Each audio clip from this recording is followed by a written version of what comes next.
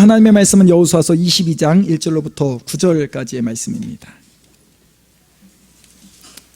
여호수아서 22장 1절로부터 9절까지 말씀, 우리 교독에서 함께 봉독하시고 마지막 절은 한 목소리로 합독하여 봉독합니다.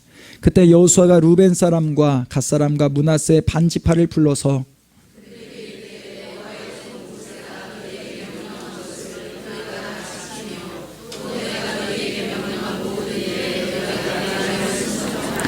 오늘까지 날이 오래도록 너희가 너희 형제를 떠나지 아니하고 오직 너희의 하나님 여호와께서 명령하신 그 책임을 지키도다.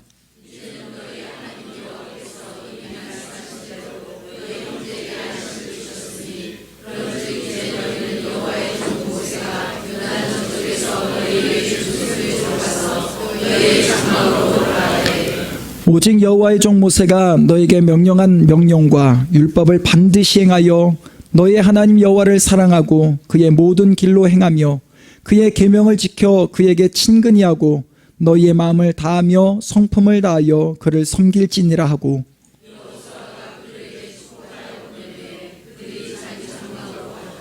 므낫세 반 지파에게는 모세가 바산에서 기업을 주었고 그 남은 반 지파에게는 여호수아가 요단 이쪽 서쪽에서 그들의 형제들과 함께 기업을 준지라. 여호수아가 그들의 장막으로 돌려보낼 때에 그들에게 축복하고,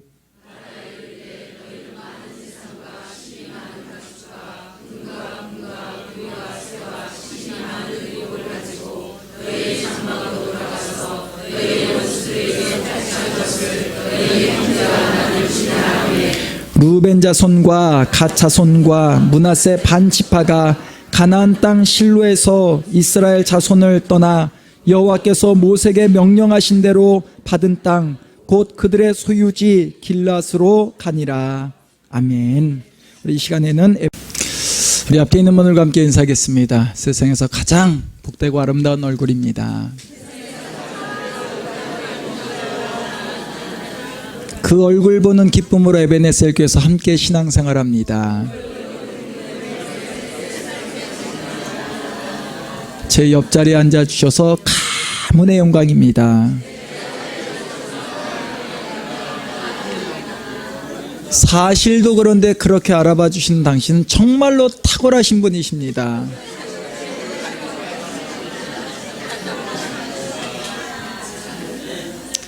우리 한 번 더 인사해 볼까요? 옆에 있는 분을 보시고 정말 당신은 참으로 멋지시고 아름다우신 분이십니다.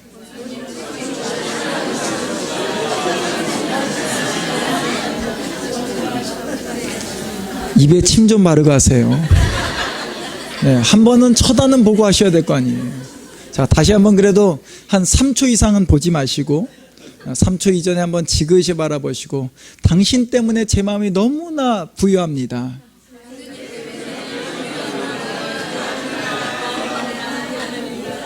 마지막으로 한 번만 더 이렇게 인사할까요? 당신의 모습이 정말 하나님께서 기뻐하는 모습이십니다.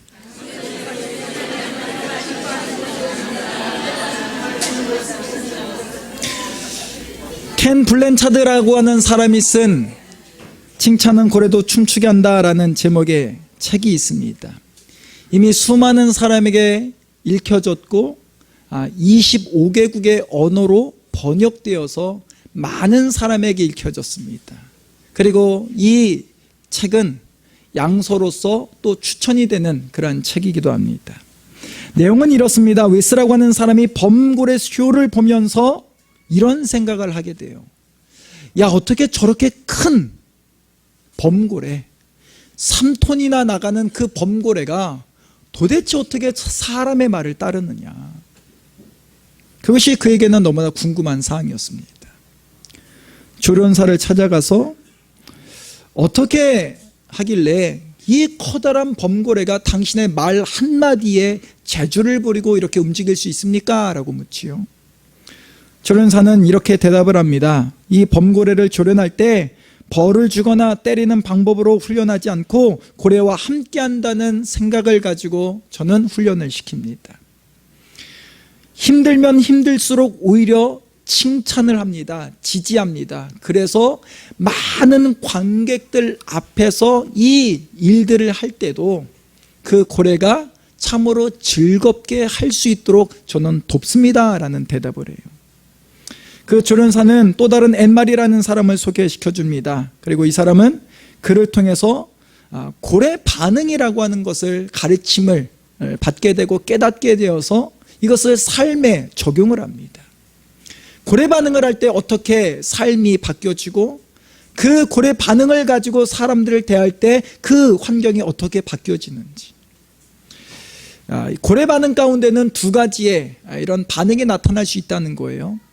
어떤 일을 하면은 반드시 결과는 있기 마련입니다. 그 결과가 정말 좋은 결과로 나타날 수도 있고 또는 좋지 않은 부정적인 결과로도 나타날 수 있지요. 어쨌든 그 결과가 나타났을 때 두 가지의 반응은 뒤통수치기라는 반응과 고래 반응이라는 것이 있다는 거예요. 뒤통수치기 반응은 이런 겁니다. 어떤 결과를 가져왔을 때 누군가 그 일을 맡아서 나름대로 열심히 해서 그 결과를 가져왔어요.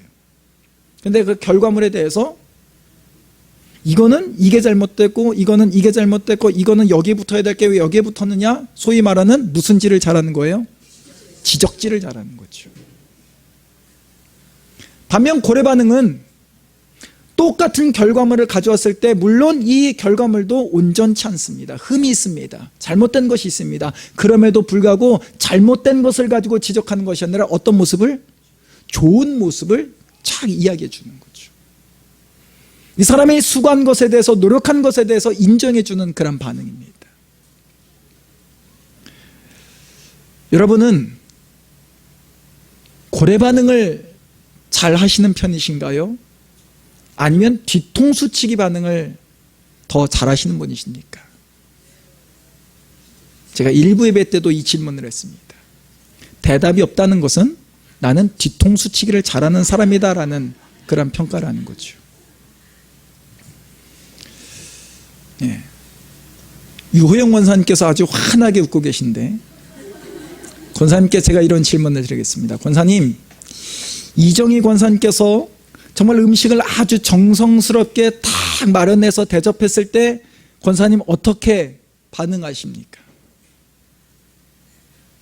그 음식을 잘 준비해 준 것에 대해서 딱 맛을 보고는 어떻게 반응하세요? 왜 이렇게 짜? 이거 이렇게 매운 거 아니야? 왜 싱거워? 이렇게 반응하십니까? 나를 위해서 이렇게 챙겨주어서 고맙다라고 반응하십니까? 맛있다고. 근데 실제적으로 그렇게 반응하는 남자분들은 제가 볼 때 그렇게 많지 않은 것 같습니다.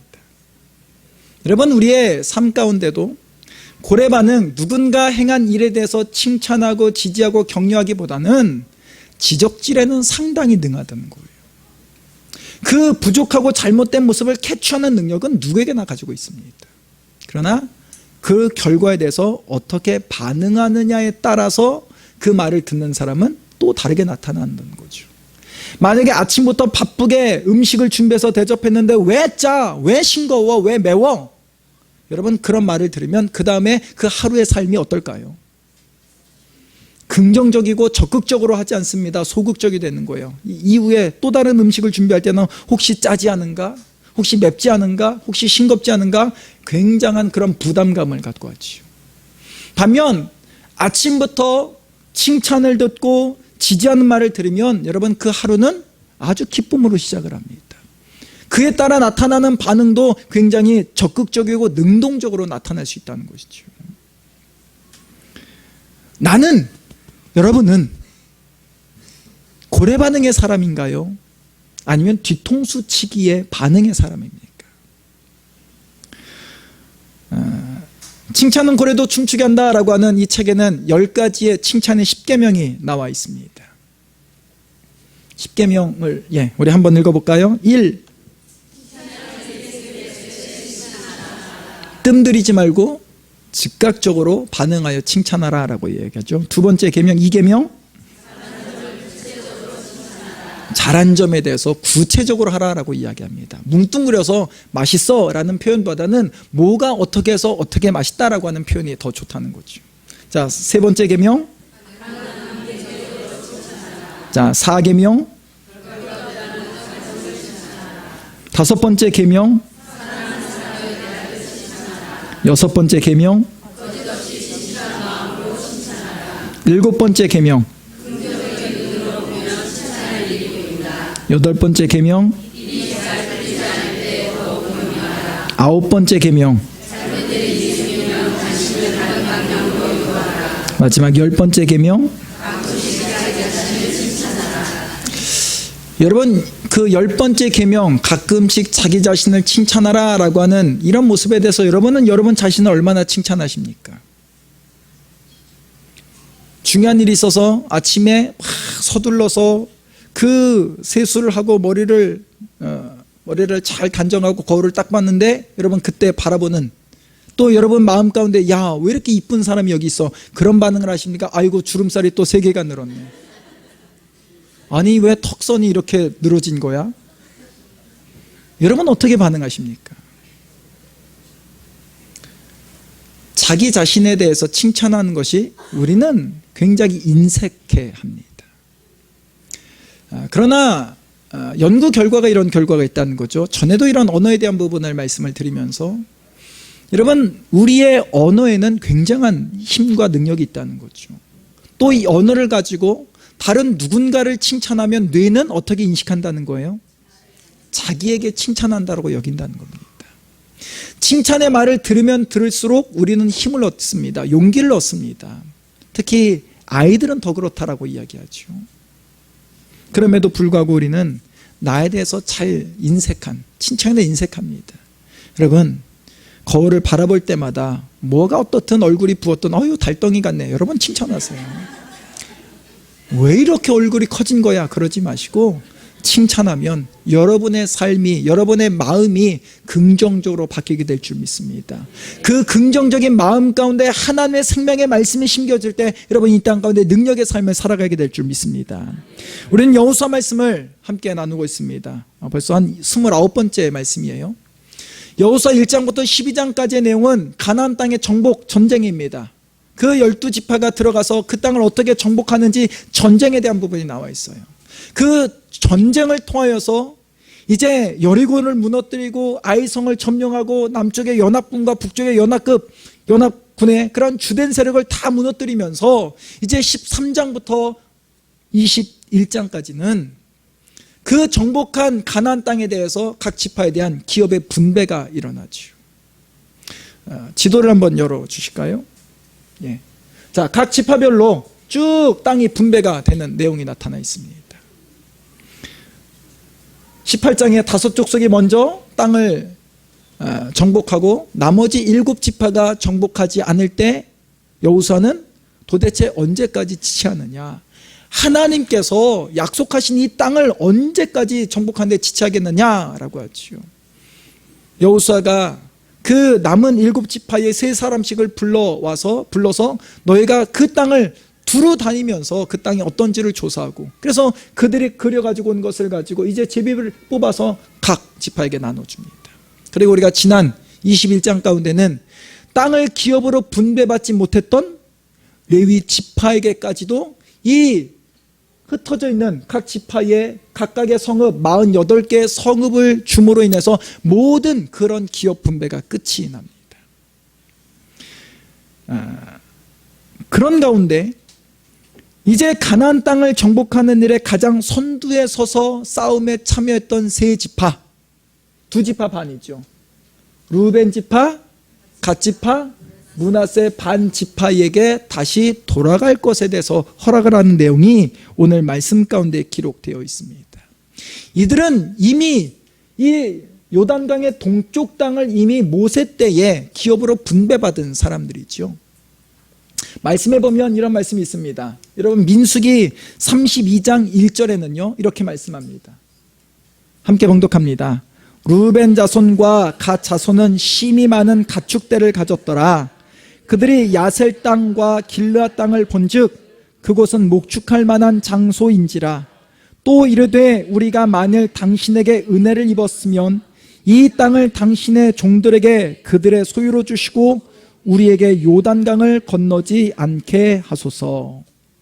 자, 지도를 다시 한번 잠깐 보신다면, 여러분, 이스라엘 백성들은 출애굽을 하여서 이 밑에 광에서 약 40년 동안을 머물게 되죠.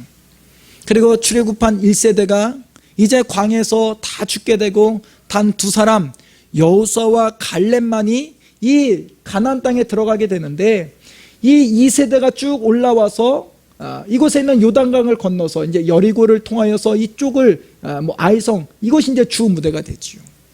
그런데 이 올라오는 과정 가운데 이 루벤과 갓과 므낫세 반지파가 우리에게는 가축이 많다는 거예요. 그리고 이 땅에 보니까 가축을 또 이곳에서 기르기에는 너무나 좋아 보인다는 거죠. 그래서 모세에게 요구합니다. 우리에게 이 땅을 달라는 거예요. 그 땅을 가축을 또 목축할 만한 장소다라고 이야기하면서 이 땅을 우리에게 달라라고 요구를 합니다. 자, 그러면서도 이들이 이런 제안을 하죠. 민수기 32장 16절로부터 19절에는 이런 말씀이 기록되어 있습니다. 함께 봉독합니다. 그들이 모세에게 가까이 나와 이르되 우리가 이곳에 우리 가축을 위하여 우리를 짓고 우리 어린 아이들을 위하여 성읍을 건축하고 이 땅에 원주민이 있으므로 우리 어린 아이들을 그 견고한 성읍에 거주하게 한 후에 우리는 무장하고 이스라엘 자손을 그곳으로 인도하기까지 그들의 앞에서 가고 이스라엘 자손이 각기 기업을 받기까지 우리 집으로 돌아오지 아니하겠사오며 동쪽에서 기업을 받아 싸우니 그들과 함께 요단 저쪽에서는 기업을 받지 아니하겠나이다. 이들이 이런 제안을 하는 거예요. 우리가 무장하여서 이 가나안 땅을 정복하기까지 우리가 선봉대에 서겠다는 거죠. 또 우리가 그 가나안 땅을 다 정복하기까지는 우리 집으로 돌아오지 않겠다. 모세를 통하여서 이 땅을 달라라고 하는데 그 가나안 땅을 정복하기까지는 우리가 돌아오지 않겠다라고 이야기합니다. 또 하나는 그 가나안 땅을 다 정복할지라도 우리는 그곳에서 기업을 받지 않겠다라고 하는 제안을 합니다. 이에 대해서 모세도 그 제안에 대해서 이렇게 답변합니다. 그 20절로부터 24절에 이렇게 말씀합니다. 함께 봉독합니다. 모세가 그들에게 이르되 너희가 만일 이 일을 행하여 무장하고 여호와 앞에서 가서 싸우되 너희가 다 무장하고 여호와 앞에서 요단을 건너가서 여호와께서 그의 원수를 자기 앞에서 쫓아내시고 그 땅이 여호와 앞에 복종하게 하시기까지 싸우면 여호와 앞에서나 이스라엘 앞에서나 무지하여 돌아오겠고 이 땅은 여호와 앞에서 너희의 소유가 되리라마는 너희가 만일 그같이 아니하면 여호와께서 범죄함이니 너희 죄가 반드시 너희를 찾아낼 줄 알라. 너희는 어린 아이들을 위하여 성읍을 건축하고 양을 위하여 우리를 지으라. 그리하고 너희의 입이 말한 대로 행하라. 이 두 지파반은 조건부로서 이 땅을 우리에게 달라라고 요구를 합니다. 모세도 그들의 요구에 대답을 하죠. 그러나 너희가 이 가나안 땅을 차지하기까지는 너희가 돌아올 수 없다. 또 너희가 말한 것에 대해서 약속을 지키라라고 이야기합니다. 이 두 지파반은 이 가나안 땅을 정복하는 정복 전쟁 속에서 가장 선봉부대에 서서 그 가나안 땅을 점령하기까지 싸우지요. 여러분, 가나안 땅을 점령하기까지는 약 7년이라고 하는 그 오랜 기간이 걸립니다. 여러분, 7년 동안의 전쟁이라는 거예요. 그 전쟁에서도 가장 선봉 부대에 서서 싸워야 한다는 것은 생사가 오가는 위험이 도사리고 있습니다. 또 아마도 이들 가운데 그 전쟁 속에서 힘들고 지칠 때, 여러분 힘들고 지칠 때 가장 먼저 떠오르는 사람이 있다면 아마도 가족이겠죠. 그러나 이 두 지파반은 7년 동안 가족에게 가지 못했습니다. 왜? 약속한 것이 있기 때문에. 그리고 드디어 이 땅을 정복하고 21장까지 각 지파에게, 레위 지파까지 땅 분배가 끝난 거죠. 이들이 약속한 것이 이제 이루어졌습니다. 그래서 이들은 그들의 기업을 받은 곳, 그들의 가족이 있는 곳으로 돌아갈 수 있는 그런 어떤 자격이 주어졌죠. 그래서 오늘 22장 3절로 4절에는 이렇게 말씀합니다. 함께 봉독합니다. 오늘까지 날이 오래도록 너희가 너희 형제를 떠나지 아니하고 오직 너희의 하나님 여호와께서 명령하신 그 책임을 지키도다. 이제는 너희의 하나님 여호와께서 이미 말씀하신 대로 너희 형제에게 안식을 주셨으니 그런즉 이제 너희는 여호와의 종 모세가 요단 저쪽에서 너희에게 준 소유지로 가서 너희의 장막으로 돌아가되. 여호수아는 모세와 약속했던 이 약속을 지켰기 때문에, 너희가 성실하게 일을 감당했기 때문에 이제는 돌아가도 된다라는 거죠. 그러면서 여러분 7절에 후반절에 보면 여호수아가라고 하는 부분부터 8절까지는 이런 말씀이 기록되어 있습니다. 여호수아가 그들의 장막으로 돌려보낼 때에 그들에게 축복하고 말하여 이르되 너희는 많은 재산과 힘이 많은 가축과 은과 금과 구리와 새와 힘이 많은 의복을 가지고 너희의 장막으로 돌아가서 너희의 원수들에게서 탈취한 것을 너희의 형제와 나눌지니라 하며, 이들을 돌려보낼 때에 여호수아는 그냥 돌려보내지 않죠. 이미 그들에게는 모세 때에 그 땅을 기업으로 받았습니다. 그리고 그들이 제안했던 부분이 이 땅을 우리에게 준다면 우리가 선봉부대에 나가서 싸울 것이요, 그 가나안 땅을 다 정복하기까지, 그리고 땅을 분배하기까지 우리는 가족에게 돌아오지 않겠다라고 약속했던 부분이에요. 여호수아는 이제 이 모든 약속이 이루어진 것에 대해서 그들을 그냥 돌려보내도 무방합니다. 그러나 여호수아는 그냥 보내지 않죠. 그래서 돌려보낼 때에 축복을 할 뿐만이 아니라 그들에게 전리품의 많은 것을 그들의 손에 들려보내서 그들의 기업으로 받은 그 땅으로 돌려보냅니다. 다르게 이야기한다면 7년 동안의 가나안 땅 정복 전쟁에 있어서 그들이 수고하고 그들이 정말로 순종하였고 헌신했던 부분을 외면하지 않았다는 거죠. 그 대가를 인정했다는 겁니다. 얼마 전에 어느 성도님께서 저에게 이런 제안을 주셨습니다. 우리 주일에 우리 성도님들을 위해서 유괴 양식을 또 우리 각 속회별로 돌아가면서 잘 대접하시죠. 그런데 저에게 이런 말씀하셨어요. 목사님, 성도들을 위해서 유괴 양식으로 섬긴 이 속회를 위해서 이제 정리가 마무리되었을 때 이 속회를 위해서 축복 기도해 주시면 어떻겠습니까? 또 하나는 우리 찬양대가 또 식사를 하고 또 연습을 할 때 한 번 정도 이렇게 내려가셔서 이 또 찬양대를 둘러보시고 축복하면 어떻겠습니까? 라는 그런 제안을 저에게 하셨어요. 그 제안을 들을 때에 저는 제 자신에게 있어서의 연약함을 깨뜨릴 수 있는 기회다라고 그것을 받아들였습니다. 저는 하나님께서 목사의 직분을 주신 것에 감사하는 마음을 갖고 있습니다. 그러나 또 한편으로는 이 목사의 직분을 받은 것에 대해서 제가 온전히 감당하지 못하는 그러한 연약함이 있기에 제 자신에 대해서 떳떳하지 못할 때가 있어요. 그러다 보니까 한편으로는 좀 부담감이라는 것이 있습니다. 그래서 제가 축복이라는 표현을 그렇게 많이 사용하지 않고 또 제가 축복 안수기도를 잘 하지 않습니다. 왜냐하면 제가 떳떳하지 못하기 때문이에요. 그러다 보니까 제 스스로는 이렇게 생각할 때가 있었어요. 내가 축복한다고 굳이 달라질 것이 있을까?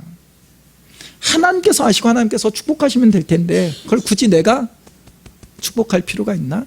그것이 제가 가지고 있는 마음이었습니다. 그런데 그 제안을 들으면서 한편으로는 제가 또다시 하나님 앞에 교만한 모습을 취하고 있다라고 하는 것을 보게 되었어요. 하나님께서 주신 목사의 직분을 받은 자로서 저는 선포할 뿐입니다. 여러분, 축복하는 것은 제가 하는 것이 아니라 누가 하시는 일이에요? 그건 하나님의 권한이라는 거예요. 저는 목사로서 우리 성도님들에게 축복을 선포할 수 있는 권한은 저에게 있지만 진정으로 그 가운데 축복을 주시는 분은 하나님, 제가 아닙니다. 그럼에도 불구하고 제가 제 자신을 보니까 이 연약한 부분이 많은 거예요. 감사하지만 또 다른 한편으로 연약함이 있다 보니까 제 스스로 축복하는 것에 대해서 제가 주저하고 있는 모습이라는 거죠. 그러나 이것은 또 다른 하나님 앞에 하나님이 하실 일이지 제가 할 일이 아니잖아요. 저의 권한은 목사의 직분을 받은 자로서 우리 성도님들을 사랑하는 마음을 가지고 축복을 선포하는 일입니다. 그리고 그 축복을 주는 분은 제가 아니라 하나님이 하실 일이에요. 그런데 그 하나님이 하실 일마저도 제가 제 자신을 보니까 그걸 안 하고 있더라고요. 그런 생각을 하니까 제 마음 가운데 부담감이 좀 사라졌어요. 그래서 몇 주 전부터 그 제안을 받고 나서 우리 속회에서 그 식사 준비와 정리를 다 한 후에는 그분들을 축복합니다. 그리고 제가 축복 기도를 할 때 제가 느낀 것이 있어요. 저는 제 자신에 대해서 제가 목사가 도대체 뭔데, 목사가 축복한다고 달라져? 그런 것이 저의 마음이었는데 성도님들은 그렇게 여기지 않는다는 거예요. 목사가 축복하는 것에 대해서 그것을 굉장히 사모하는 마음을 갖고 있다는 것을 제가 느꼈습니다. 이것이 또 다른 부분이구나.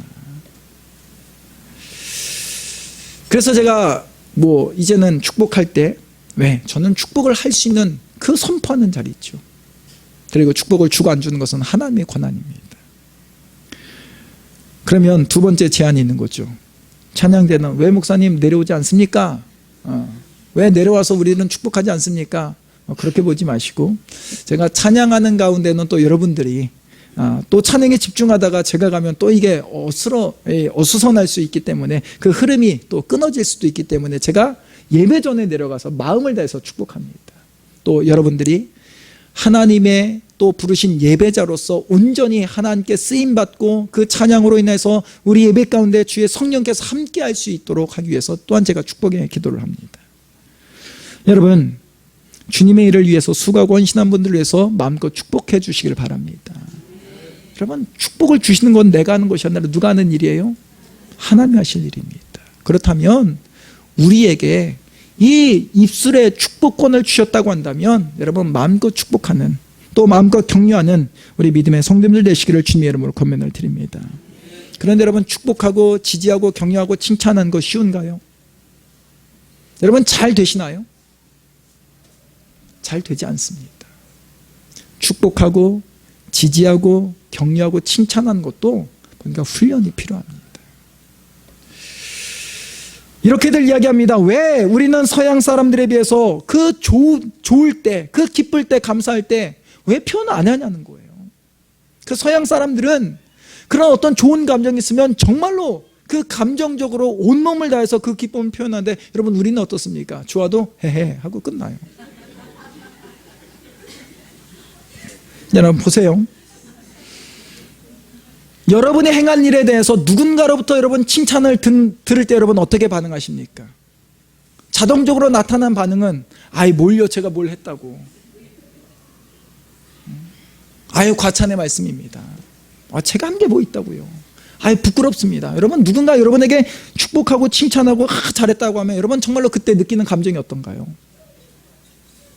좋으면서도 여러분의 표현은 어떤가요? 여러분, 그 표현을 제대로 하지 않습니다. 굉장히 부끄럽고 굉장히 쑥스러워합니다. 이게 우리의 모습이라는 거예요. 이런 부분을 이렇게 어느 분은 표현합니다. 우리 역사가 유교의 문화권이 아직도 남아있다는 거죠. 여러분, 유교의 문화는 뭐예요? 굉장히 점잖아야 된다는 거예요. 기쁨이 있을 때 그 기쁨을 마음껏 표현하면 어떻게 보는 거예요? 가볍게 본다는 거죠. 그러니까 어떤 기쁜 일도 중함을 가져야 된다는 거죠. 또 하나는 일제의 식민지와 또 6.25의 전쟁을 겪어오면서 여러분, 저는 그 시대는 아니지만 그 시대를 경험했던 분들은 그 시대에 보릿고개라고 하는 시대에 얼마나 먹고 사는 게 힘들었습니까? 마음의 여유라는 게 없지요. 그래서 우리가 인사할 때 어떻게 인사하세요? 진지 드셨냐고요. 아침에 만나서 인사하면 밤새 안녕하셨냐고, 무고하셨냐고. 그 배경은 그렇게 사실은 좋은 의미가 아니라는 거죠. 굉장히 그 삶의 환경이 굉장히 어려움 가운데 있었을 때 그런 인사가 나타났다라는 것이죠. 때문에 우리는 그 기쁜 마음을 잘 표현하지 못합니다. 이것이 우리에게도 그냥 왔다라는 거예요. 만약 한 방송사에서 나와서 여러분, 이에 대해서 여러분의 의견을 좀 말씀해 주세요라고 만약에 카메라에 취재 기자가 와서 그 카메라를 여러분의 얼굴에 딱 들이댄다면 여러분 어떻게 하십니까? 이거에 대해서 좀 평가 좀 해 주십시오라고 딱 카메라를 하면, 예를 들어서 이번에 평창 동계올림픽이 이제 강원도에서 드디어 유치가 되었습니다. 이 기쁨을 표현해 주세요라고 딱 카메라를 들이대면 여러분 어떻게 하십니까? 저 사람한테 하세요. 저한테 하지 마시고. 저 사람 잘할 테니까 저 사람한테 하세요. 그게 우리의 모습이에요. 근데 이게 좀 그래도 오늘의 우리 아이들 세대는 그래도 달라졌습니다. 서로 카메라에 나오려고 막 난리를 치죠. 그래도 좋은 현상입니다. 그래서 축복하고 지지하고 격려하고 칭찬하는 것도 훈련이 필요한 것 같아요. 여러분, 하루에 3번, 또 하루에 3사람에게 칭찬하고 지지하고 격려하고 축복하는 일들을 행하시기를 바랍니다. 그러면 결국은 내가 사는 일이죠. 내 마음이 굉장히 긍정적으로 바뀌어지는 일이죠.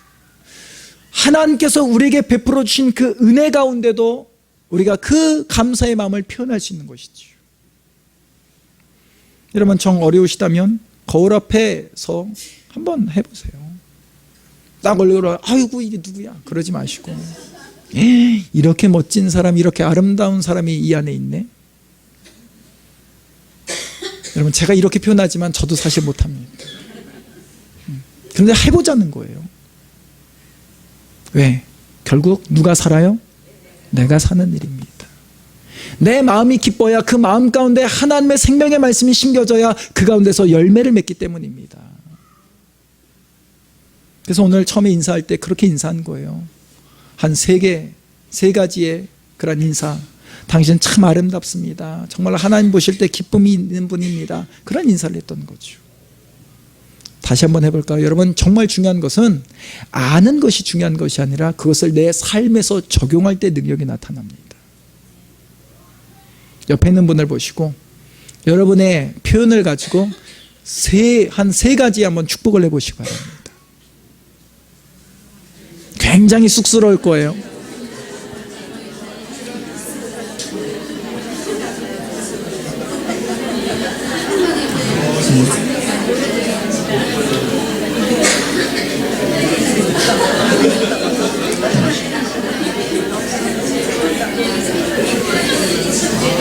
제가 보니까 얼굴이 환해지신 분도 계신데 또 어떤 분들을 보니까 굉장히 얼굴이 붉어지신 분이 있습니다.